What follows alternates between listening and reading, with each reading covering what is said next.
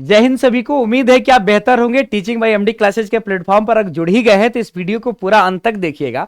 और एक और बात मैं आपसे कह रहा हूं, चैनल पर नए हैं तो सब्सक्राइब कर दीजिएगा, लेकिन पहले वीडियो को देख लीजिए। ये देखिए इस पूरे वीडियो में क्या हुआ है, क्या इस नई शिक्षक भर्ती में बीपीएससी टीआरई 2.0 में 5 नए बदलाव कौन से। तो पहला बदलाव जो आया है वो ये आया है कि पहले चरण के अभ्यर्थियों की शिकायत के बाद दूसरे चरण की परीक्षा में 2 नहीं 1 ही दिन में, यानी पहले चरण में 2 दिन पेपर हुआ था, भाषा का अलग दिन और दूसरा सब्जेक्ट का अलग दिन। इस बार एक ही पेपर में दोनों होगा, 30 नंबर भाषा का, 120 नंबर आपका मेन परीक्षा होगी।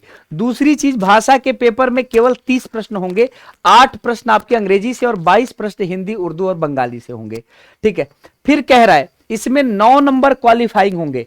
तीसरी बात कह रहा है कि द्वितीय चरण में किसी भी योग्यता अर्हता के लिए अपियरिंग भर्तियों को मौका नहीं दिया जाएगा। इसमें कहा गया है कि 25 नवंबर तक अगर आपके पास डिग्री है, सर्टिफिकेट है, तभी आपको मौका मिलेगा, चाहे डीएलएड, बीएड या ग्रेजुएशन, पोस्ट ग्रेजुएशन या सीटेट, अदरवाइज आपको यहां मौका नहीं मिलने वाले। ये बात कही गई है, लेकिन इसी पर सबसे ज्यादा लोगों के द्वारा ये अपोज हो रहा है कि सर क्या होगा, तो बताता हूं, रुके रहिएगा। विषय के कॉम्बिनेशन में कोई गलती हो जाने पर दोबारा मौका नहीं मिलेगी, ध्यान से भरिएगा, फिर यह ना कहेगा कि सर जी आपने बताया नहीं था।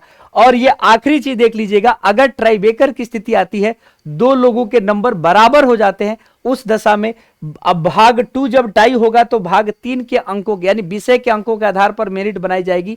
अगर वो भी बराबर हो गया तो भाषा में जिसने जितना ज्यादा नंबर पाया है वो आपको सिलेक्शन के चयन का आधार बनेगा। तो याद रखिएगा, ये 30 क्वेश्चन भी आपके अंत तक चयन की उम्मीदें बरकरार रखेंगे। एक और बात देखते हैं कि भास्कर न्यूज एक अतुल प्रसाद जी के साथ एक इंटरव्यू कंडक्ट किया था और उसमें कुछ सवाल पूछे गए थे। इसमें एक अच्छा सवाल आया है, पूछा गया था कि सर जी क्या होगा अगर नियोजित शिक्षकों के लिए कोई मौका है।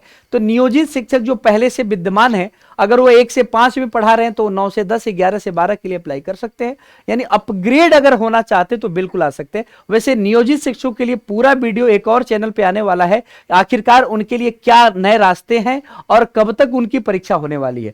तो एक और बात अगर हम बता दें कि पिछली बार की तुलना में इस बार जो अभ्यर्थियों की संख्या बहुत ज्यादा बढ़ने वाली है, 8.5 लाख थे, इस बार लगभग 11 से 12 लाख से ऊपर होने वाले हैं।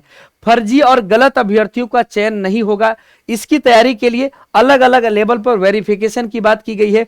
और एक आरोप लगा था कि महिलाओं के लिए पेपर आसान आए थे, तो महिलाओं की कैटेगरी अलग है और उनके लिए जाहिर सी बात है कि ज्यादा आरक्षण है। तो ज्यादा आरक्षण होने के कारण 35% आरक्षण है, 50% आरक्षण है,